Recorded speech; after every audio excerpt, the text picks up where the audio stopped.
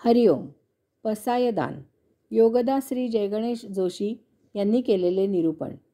प्रवचन क्रमांक 32. पसायदान.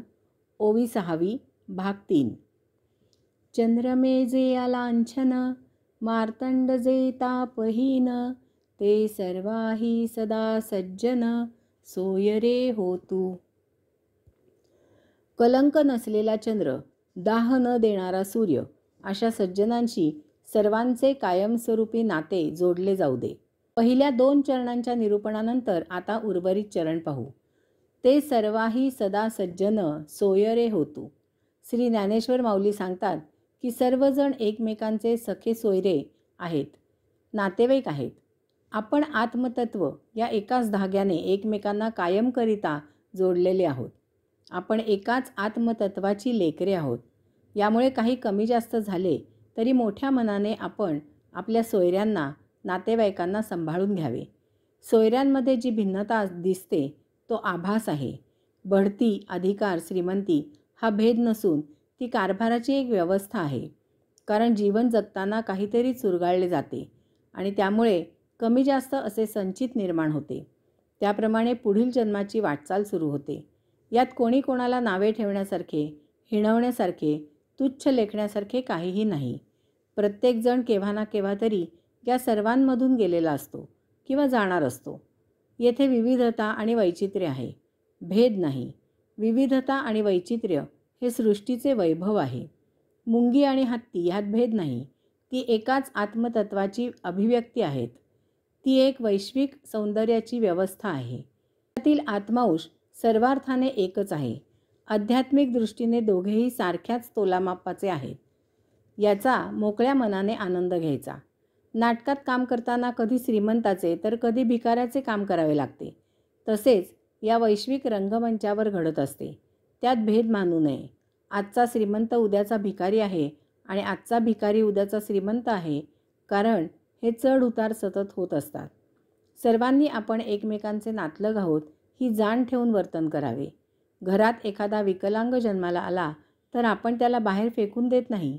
त्याचा सांभाळ करून त्याला यामधून बाहेर येण्यासाठी झटत असतो. आईला सर्व मुले सारखीच असतात. सर्वजण आपले सोयरे नसतात. रस्त्याने जाताना शेकडो लोक आजूबाजूने येत जात असतात.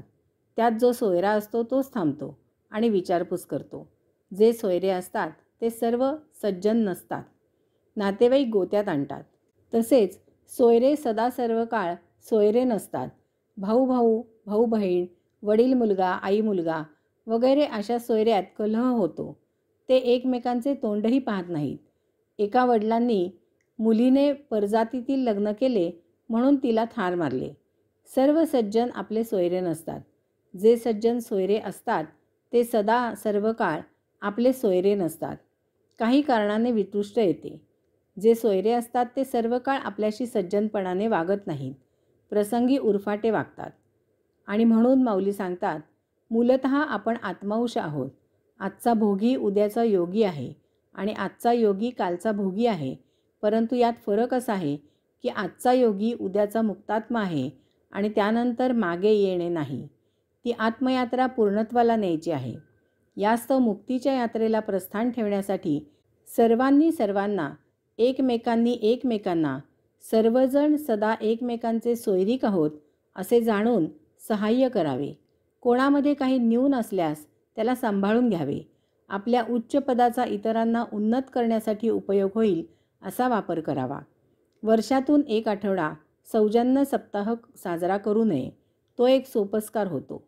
त्या 7 दिवसात मिथ्या, बेगडी, तोंडपुंजे वर्तन करू नये.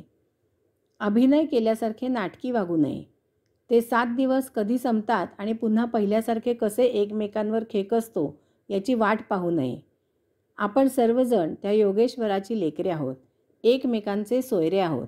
आपण सर्व एकाच आत्मबंधनाने जखडलेले आहोत.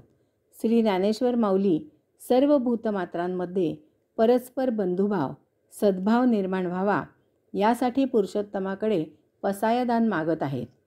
जर आपण कायमकरिता एक राहिलो, प्रामाणिकपणे एकत्र असलो, सोयरीक घट्ट सांभाळली तर कोणाचीही आपल्याकडे वाकड्या नजरेने पाहण्याची हिंमत होणार नाही. कलंक नसलेला चंद्र ताप न देणारा सूर्य असे सोयरे एकमेकांजवळ ताप न देता कलह न करता नांदतील तर येथे सर्वत्र आनंदी आनंद असेल. हे ईश्वरनिष्ठ भक्त संतांकडून शिकावे. हरिओम.